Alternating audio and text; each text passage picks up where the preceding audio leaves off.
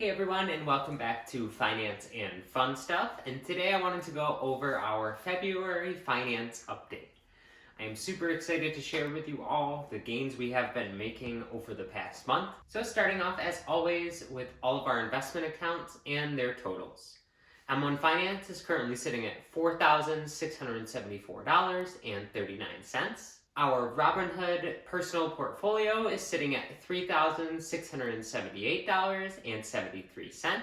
And Sage's TD Ameritrade Roth IRA is sitting at $1,316.35. That brings the total for all of our investment accounts up to $9,759.47. This is just shy of $10,000, and I'm really proud of that number. Now, this would definitely be over $10,000 if the market hadn't gone down so much over the last month.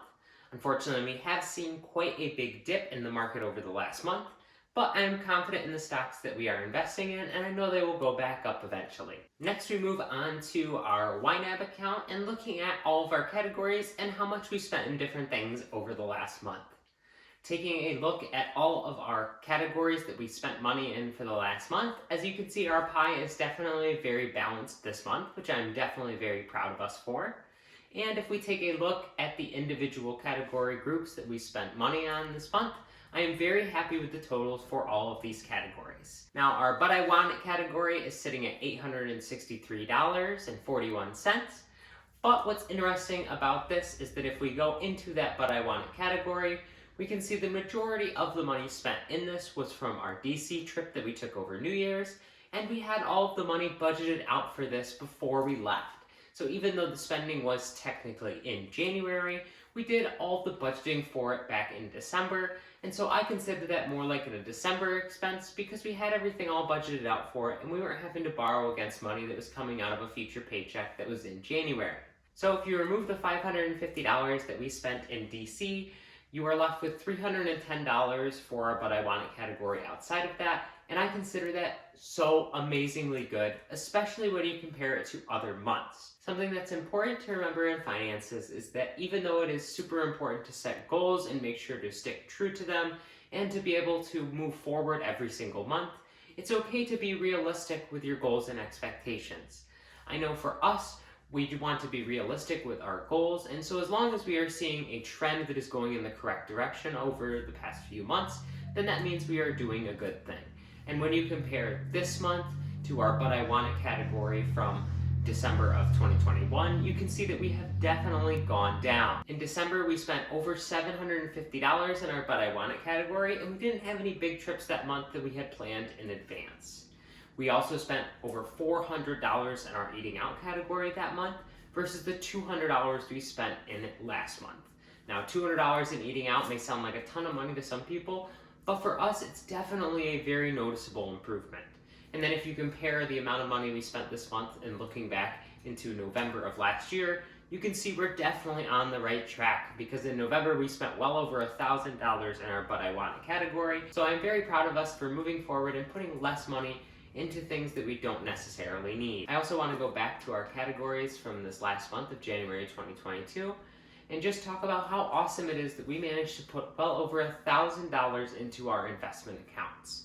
Now, obviously, we're not going to be able to afford to be able to put this much into our investment accounts every single month, but while there was a big dip coming in the stock market that has unfortunately continued to dip and dip, we have been able to buy some of the stocks that we absolutely love and want to continue to buy even though they are at super low prices.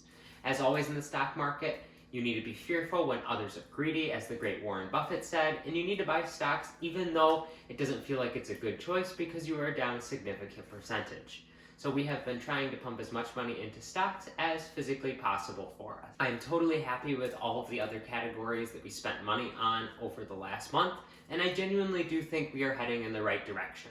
I have noticed that for myself personally, my attitude about spending money has definitely changed, and we have made a big effort over the last month to be able to make a lot more food at home and eat out significantly less. So this last month we spent a little over $200 in our eating out category, but I want to spend less than that this month, and I want to see a noticeable trend continue to go in this correct direction. So make sure you stay tuned next month to see how our spending totals are doing and see if we can hold true to our goals. Well, that's it for this month's finance update.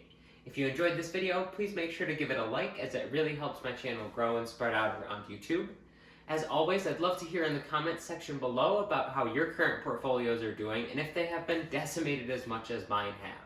Because if these portfolios had not gone down so much and the individual stocks that I am invested in gone down so much, along with our targeted funds such as the S&P 500, then we would definitely be over that $10,000 mark. And although it may seem discouraging to see your portfolios go down, you need to stay the course and continue to invest consistently every single month. Last but not least, please make sure to hit that subscribe button and notification bell. That way you can be alerted every single time I upload a video, whether it's about the finance or fun stuff side of this channel. I will see you all later in this week for my vlog of the last show that I went to, which was Cheat Codes at the Westcott in Syracuse. Thank you all for watching, and take care.